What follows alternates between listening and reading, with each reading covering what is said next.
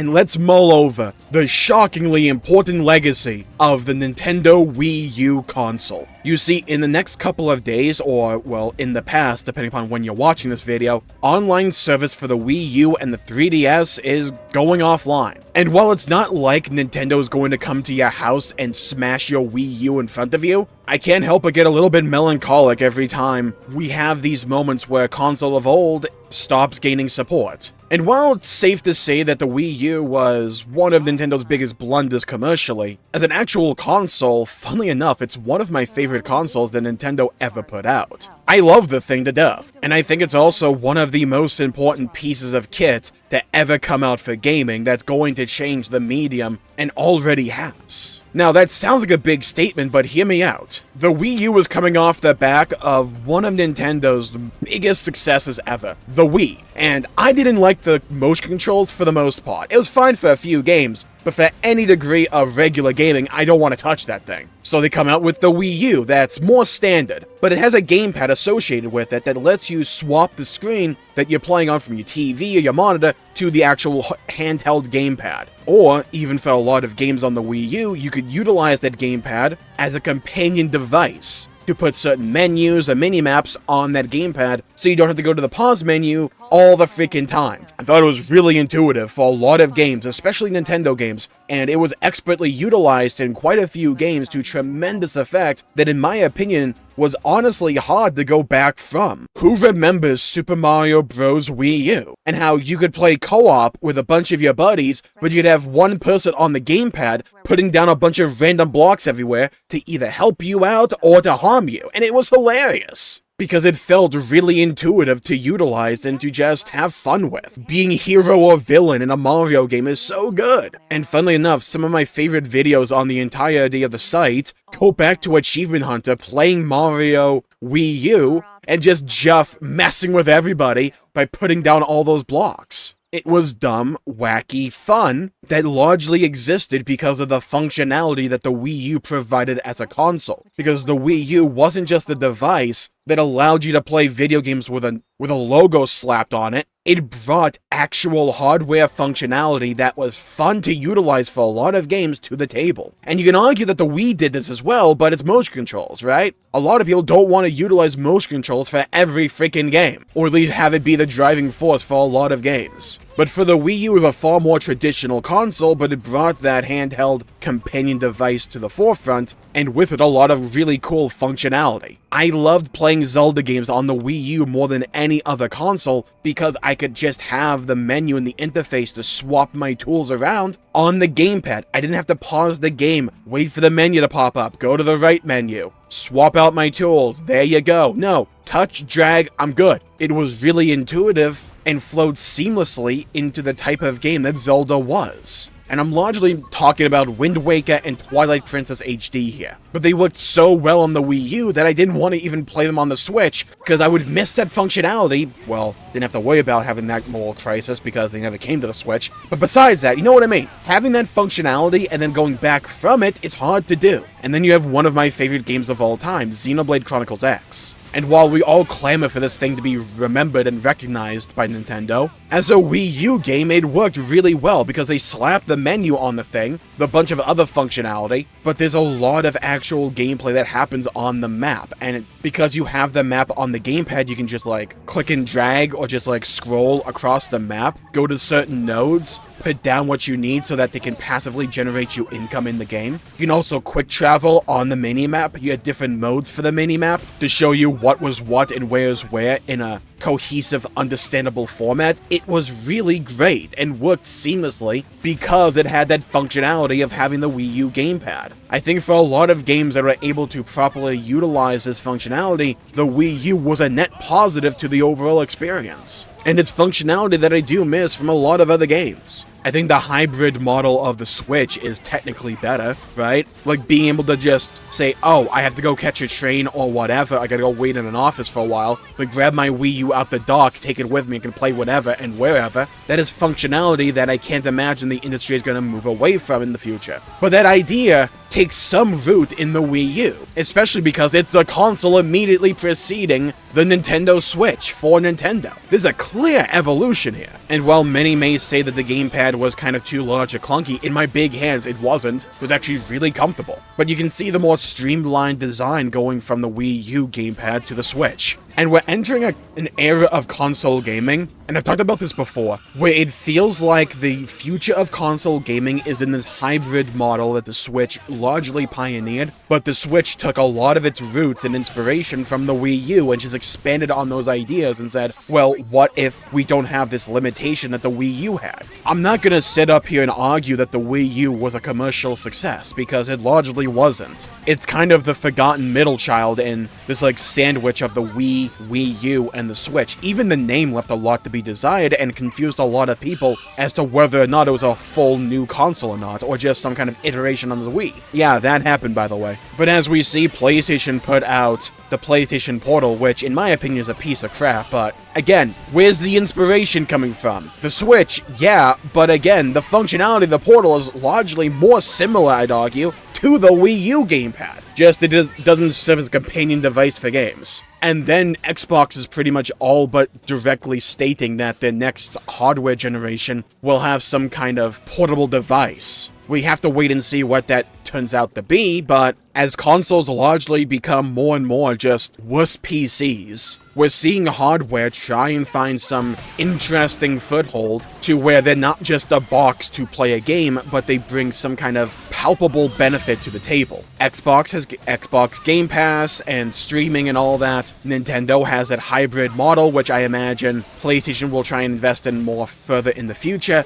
and that I imagine Xbox will have something like that with their next hardware generation. We all assume the Switch 2 is coming and will essentially just be a stronger Switch, because why move away from this model? It is a proven formula, though Nintendo likes the Nintendo sometimes, so who knows. But we are seeing mobile or portable gaming explode in popularity while traditional console markets kind of stagnate. Phil Spencer from Xbox has talked about this a lot, and how the gaming market hasn't really grown in a little bit, at least the last couple of years. So you can either try and appeal to a new audience, or just try and milk the existing audience for even more money. Paraphrasing. But with how successful the Nintendo Switch was, and how successful the DS and the 3DS were, the market for mobile and portable gaming, let alone the exploding market share or value of gaming on a phone, companies aren't going to overlook this. It's money on the table, and as so often in business, it's adapt or die. Nintendo were really, largely, the first to pioneer this. You could argue the Vita functionality with the PlayStation back in the day, but it was nowhere near to the level of, say, the Wii U gamepad or even the Switch with portability. I think I'll always be a bit of a defender of the Wii U, despite not playing too many games on it, because the games that I did play on the Wii U, I have a lot of sentimental value with. They were a ton of fun, and a lot of the times they were enhanced, and I had a better time with these games because they were on the Wii U, because the hardware brought something unique and palpable to the forefront, to the experience, that made these games even better. Sometimes in small ways, sometimes in great ways. And it's functionality that I would love to see return to some degree in the future. So yeah, I think we're gonna see a lot of changes in the console market going into the future, and especially in the next few years, and when we see the next generation of consoles from Nintendo, Xbox, and PlayStation. Genuinely, I will not be surprised if the next generation of Xbox consoles just has something that looks shockingly similar to the Switch. Because again, it's a working formula. And so what if it copies Nintendo? If it's a working formula and can make your games better, why not go for it? I think the formula that companies will work with in the future, though, will be more in line with the Switch's design, with that hybrid model where you can play it as a stay-at-home console in the dock, or you can take it out and on the go as a tablet. I think that's going to be the formula, but that formula, to some degree, largely had its roots in the Wii U. And before someone wants to go, but actually the Vita, or some really obscure functionality that another console had, the Wii U, in my opinion, was largely the one that kind of put this functionality out there. The Wii U had its issues, which the Switch refined, and we have seen the success of the Switch. You put out a console that you can play pretty much anywhere, that is seamless, easy to use, and is rather cheap compared to the competitors, and you put out a lineup of amazing games, which Nintendo always tends to do, and we have seen the success of the Switch. The Wii U, in comparison, was too limiting, and didn't target the same audience that Nintendo had just cultivated with the Wii. But just because of one failure doesn't mean that a lesson can't be learned here, and I think Nintendo took the best lessons out of the Wii U going into the Switch. Call it a gimmick all you want, and hell, I've done that before as well, but it's a good gimmick. And it's a gimmick that I think is going to change gaming completely, especially console gaming in the future. As we see PC gaming becoming more and more popular, because duh,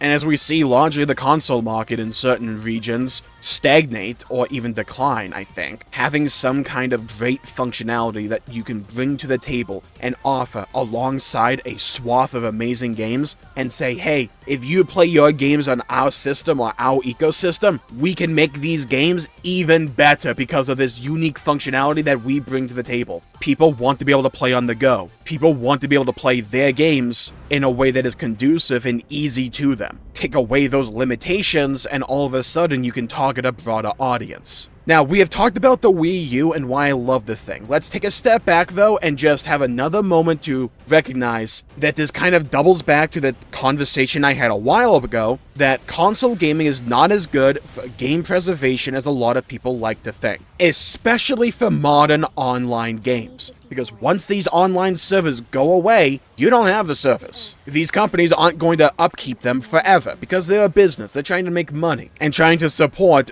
old hardware in this regard. They're not going to do that without some kind of benefit to them. There's no complete perfect fix for this, but it does kind of serve as another bullet point in that whole discussion about how console gaming isn't as good for game preservation as a lot of people think. I could go into some diatribe about how I prefer PC gaming because of all that, but I honestly just want to kind of keep this video as just me reminiscing about the Wii U, how much I love the console, and how I think it'll always stand the test of time for me. And despite not being the most successful or popular console out there, I had a lot of great times with it. And in a lot of ways, it changed my taste in gaming. Heck, I got into RPGs largely because I played Zelda back in the day, and largely because I played Zelda on the Wii U. Wind Waker was one of my first. Wind Waker HD on the Wii U. And having that functionality was so good with the gamepad, and I loved that thing. And I played Xenoblade X, and I loved that game, and Twilight Princess HD, and I loved that game. I may not have played a large number of games on the Wii U, but the games that I did play on it, I absolutely adored. I also think it was the beginning or near the beginning of Nintendo finally starting to make competent controllers, because oh my freaking god, that might be a hot take video in the future waiting to be developed, but we'll see, and table that conversation for another day.